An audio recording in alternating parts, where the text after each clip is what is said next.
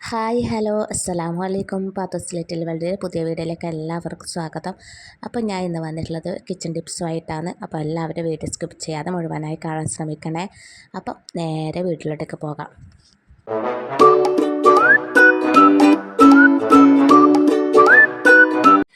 എല്ലാവർക്കും മടിയിലൊരു കാര്യമാണ് വെളുത്തുള്ളിയുടെ തൊലി കളയൽ. ഏറ്റവും ബുദ്ധിമുട്ടുമാണ്, അതുപോലെ തന്നെ മടിയുമാണ്.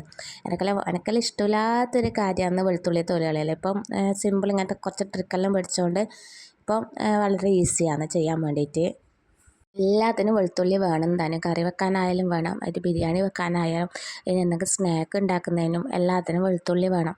അപ്പം ഇപ്പോൾ ബിരിയാണിയെല്ലാം വെക്കുന്നുണ്ടെങ്കിൽ ഒരുപാട് വെളുത്തുള്ളി വേണം. അപ്പോൾ ഏറ്റവും മെനക്കെട്ട ഒരു പരിപാടിയാണ് വെളുത്തുള്ളി തൊലിക്കൽ. അപ്പോൾ ഇത് നമ്മൾ കുറച്ച് തൊലിച്ച് വെച്ചിട്ട് ഫ്രിഡ്ജിൽ വെച്ചാൽ ആ സമയത്ത് എടുക്കുമ്പോൾ വളരെ ഈസിയും ആയിരിക്കും.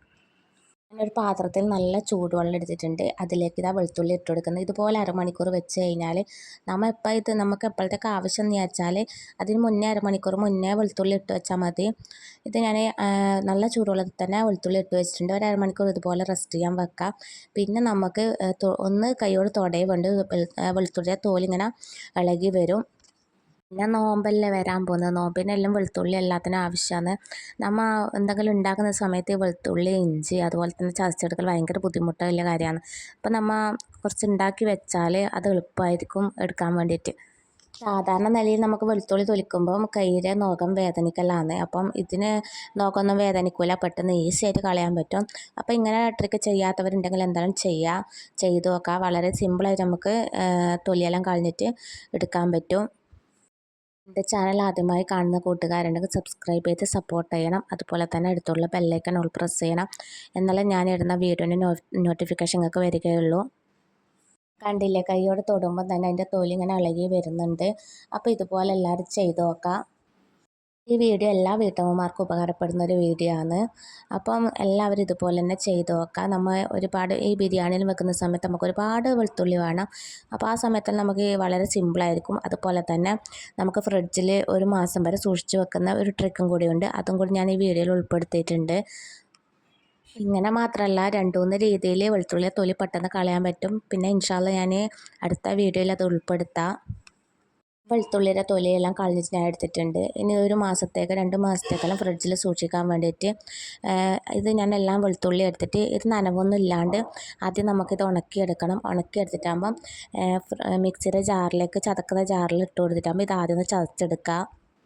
നമുക്ക് ഇങ്ങനെ ചെയ്ത് വെച്ചാൽ ആവശ്യത്തിന് എടുക്കേ വേണ്ടൂ. ആ സമയത്ത് നമ്മൾ അല്ലെങ്കിൽ ഒരു കഷ്ണം ഇഞ്ചി, അതുപോലെ തന്നെ ഒരു കഷ്ണം 2-3 നെല്ല് വെളുത്തുള്ളി എല്ലാം തൊലി കളയാൻ ഭയങ്കര ബുദ്ധിമുട്ടാണ്. അപ്പോൾ ഇങ്ങനെ ചെയ്ത് വെച്ച് നമുക്ക് ഫ്രിഡ്ജിൽ നിന്ന് എടുത്തിട്ട് ഉപയോഗിക്കേ വേണ്ടൂ. നോമ്പിനെല്ലാം എന്തായാലും ആവശ്യമാണിത്. അപ്പം നോമ്പാകുന്നപ്പെട്ട എല്ലാവരും ഇതുപോലെ ചെയ്ത് വെക്കുക. പ്ലാസ്റ്റിക്കിൻ്റെ ഒരു പാത്രം ഞാൻ ഇവിടെ എടുത്തിട്ടുള്ളത്. ഒരടുപ്പിലെ ഒരു പാത്രം തന്നെ വേണം.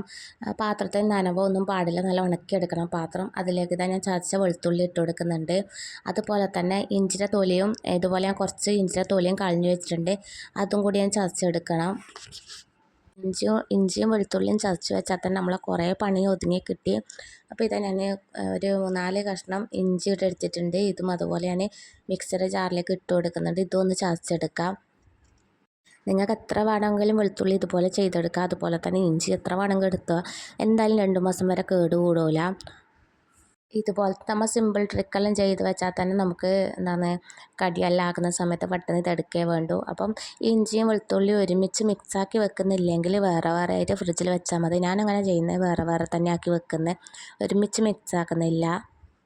ഇഞ്ചിയും വെളുത്തുള്ളിയും ഒരുമിച്ചാണ് വെക്കുന്നെങ്കിൽ പിന്നെ സമാസമം എടുത്താൽ മതി. വെളുത്തുള്ളി അതുപോലെ തന്നെ ഇഞ്ചി എടുക്കുക.